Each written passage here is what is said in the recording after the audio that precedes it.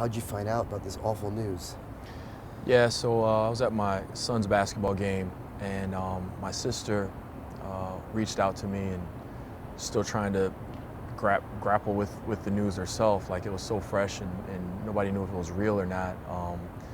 But we got confirmation that it was, and then you could just see, the reaction around the gym as people kind of got the news themselves. And just a tough day. And as I've kind of been able to reflect the last 24 hours, every now and then, every couple times a year, we have somebody that passed, and it might affect one part of a community or even our nation. But every so often, you have something like this where internationally it hits everybody the same way. And we've known Kobe since he was a senior in high school, us as a nation. We've seen him grow up, we've seen him evolve, we've seen him start a family, we've seen his ups and downs, and we've seen just how he impacted so many people along the way. And so I think it's just you see how people are reacting to it, and it's just it's a result of all of those things. What was it like to be lining up before tip-off to know number 8, number 24 was on the other side in purple and gold? What was that like to play against this guy? Well, I think everybody can imagine what that's like. I can sum it up with just this. I played him later on, right before I retired, a couple years, and as you get older, it starts to get a little tougher to get up for every game, right? It's a little tougher to get up for every game. But whenever I played against Kobe, like, I didn't need to stretch. I didn't need to warm up. Like, I'm full focus, fully, in a sweat, because what's waiting for you on the other side. And it was always fun to kind of have to measure up and see what you're made of and how you react. And so I always learned a ton. It's always an amazing experience to play against him. And he was authentic. I think some people, you hear stories about him, and some of it's true, some of it's not. I mean, we all know who Kobe was, and all of the stories and all of the things that we hear trickle out from different people's experiences, they're real. My personal story, we were playing in Los Angeles. I can't remember what year, but Kobe being Kobe had one of his typical first halves where he just decides to go off, hit every shot. And there's nothing more scary than, as a defender, seeing Kobe Bryant coming at you down the court, and he can do whatever he wants on the court. But second half, I kind of got into him a little bit and tried to make it more difficult. You can't stop him, you just try to make it more difficult. So they obviously are winning the games. In the last closing minutes of the game, they won easily, I think, and he had 40-something. But he came up to me, he's like, "Hey man, thanks for battling me. I respect that. Thanks for stepping up." And so it's all of those little stories that each player that he's played against, that he's shared with them. That's what Kobe was. He just respected, the fight, the mentality, your approach, and that's what I think he's passing on to the next generation. His daughter was on that helicopter with him, who had such a bright future ahead. I mean, you said you're a father yourself. You said your son's 14, about that same age, right? Yeah.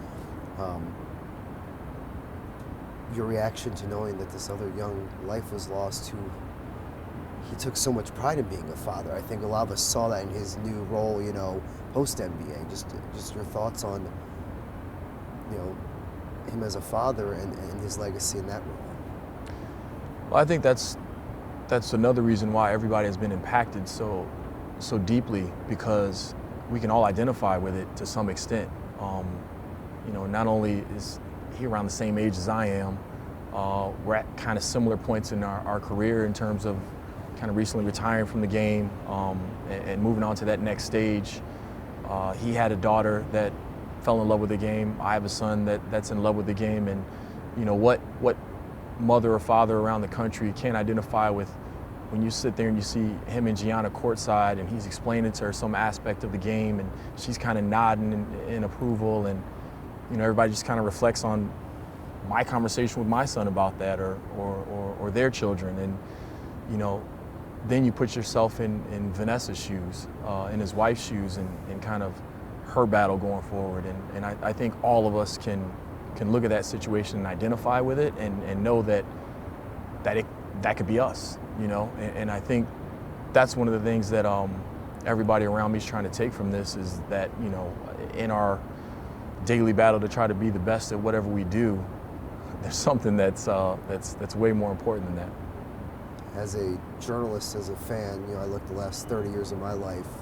It was that transition from Jordan to Kobe to LeBron, and like those three have always been on the pedestal for me. I mean, obviously you play at the high level, but I mean, this is just like, you know, it just doesn't seem real to be talking about this with you, right? Has it fully sunk in yet that this legend is no longer with us? You know, I think as we kind of watch a lot of the programs kind of do their tribute and talk about Kobe and what he's meant to all the people, you know, this is up there. You know, this is up there with, you know, you think back in history of all these moments that you always remember where you were when you found out the news. If you're that old, I'm not that old, but I know JFK was that, Martin Luther King, Princess Diana. You know, you have these certain things in history that happen and you always remember where you were, and I think this is one of them. You know, we're only 24 hours out, but this is one of them. And you mentioned earlier in our conversation that not just beloved in Los Angeles, across our country, but really internationally. When I mentioned those other two names have been so instrumental in the growth of this game around the world. Kobe was really a part of that. We know he took so much pride. The gold medalist for Team USA. Yeah. But then he was also, you know, a renaissance man in a way. You know, dude won an Oscar after his NBA career. Is it hard because we knew he had so much more he was about to do in this next chapter? Well, yeah, I think both for him and Gianna and the other passengers on the plane. I mean, this is it's just a devastating news. But I think that's what Kobe has kind of left us with. His mentality, his approach, and I think most people saw it play out on the court. We saw his victories and the championships and all of those things play out on the court, but he had that same mentality and that curiosity and that hunger to learn off the court as well. And I think we saw it in the last several years when he stepped away from the game and into other interests that he had, that, you know, the same success and the same approach in reaching out to the head of this company or this entertainer or this musician to try to pick their brain and figure out, you know, how he could get better, how he could improve and what he could learn. And for somebody that great at what they do to take that approach, I mean, that just says a ton about him. And then within the sport, you know, once you retire, the thing you most want to do is kind of pass on what you know. And you see how many relationships he had with players around the league, where he's texting them before games or challenging them or inviting them to come out to camp and work out for him. And he just touched so many players that have grown up idolizing him, you know. And hopefully all of those people can do the same thing when they step away from the game. I think it was recently Kobe had said, you know, some of these top WNBA women, you know, they could play with the men. In terms of, you know, not just growing the game, you know, internationally, but in terms of the women's game itself. I mean, I feel like that's been something recently. He's probably been one of their biggest supporters, wouldn't you say, in terms of pushing to get the WNBA stars on the same level? Is that another part of his legacy?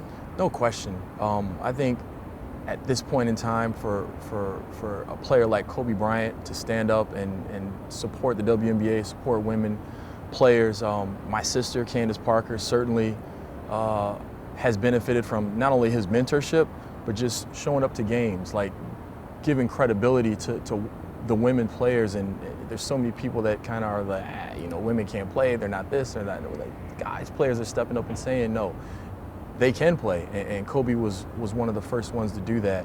So him coaching his daughter's team, my brother coaches his daughter's team, the Purple Ace, the Tampa Aces. And so just seeing all of those different relationships, I think everybody can identify with that.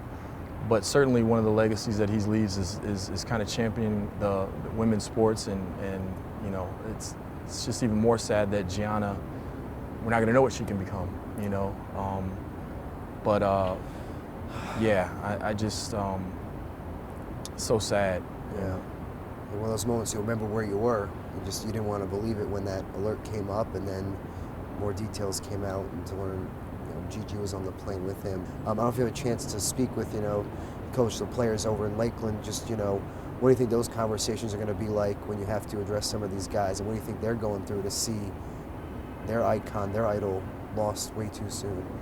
Well, I heard on one of the shows this morning that, I grew up Michael Jordan fan and Michael Jordan was everything to me. Well, this generation of players, that's Kobe for them. And so, I look forward to kind of having some of those conversations with those guys. But I think, number one, it's taking from this is that how Kobe approached life. Everybody's going to talk about how he approached the game, but that's how he approached life. And two is just that, we have to keep in mind, we have to keep things in perspective. And when Kobe stepped away from the game, you saw his love for his family. You saw his love for helping people, for mentoring people, and for learning and growing. And that's what I'm going to try to pass on to our group in Lakeland and Orlando.